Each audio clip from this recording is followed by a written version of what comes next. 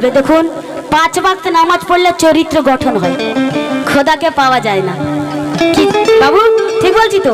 খোদাকে পাওয়া যায় না, কিন্তু আর একটা নামাজ আছে, সেটা হচ্ছে হর ওয়াক্ত। আর হর ওয়াক্ত নামাজ পড়তে গেলে না আপনার কড়া পায়খানা হবে। বলুন সুবহানাল্লাহ সুবহানাল্লাহ। এত কঠিন, এত সহজ কথা নয়। পীর ধরলে বুঝতে পারবেন, যিনারা পীর ধরেছেন ওনারা বুঝতে পারছেন যে আমি কি কথা বলছি। কেননা 4টে তরিকা আছে, শরিয়ত, তরিকাত, হকিকত, মারফত। শরিয়ত মানে কি? প্রকাশ্য, জাহির। তরিকাত মানে কি? তরিকে চলা। হকিকত মানে হক বলা, যেমন হক বলে মনসুর সুলিতে চড়ে গেছিল।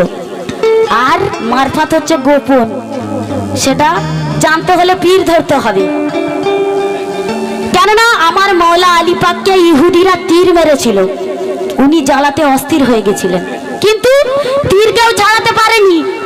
উনি যখন নামাজে বিভোর হয়ে গেছিলেন বাবু, তখন তীর একটা একটা করে টেনে নেওয়া হয়েছিল।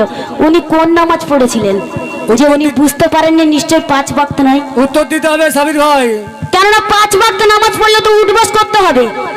আরেকটা নামাজ ছিল, আমার মুসা নবী তুর পাহাড়ে যখন ইবাদত করতেন, এমন 3.5 হাত উচ্চতা, মানে এরকম বসে জাস্ট বসা যাবে, উঠে উঠবস করা যাবে না। তাহলে উনি কি ইবাদত করেছিলেন? ওনার গায়েতে ঘাস ফুটে গেছিল। তাহলে ইবাদত একটা রয়েছে, তাহলে আমাদের জানতে হবে। তাই কি বলছি?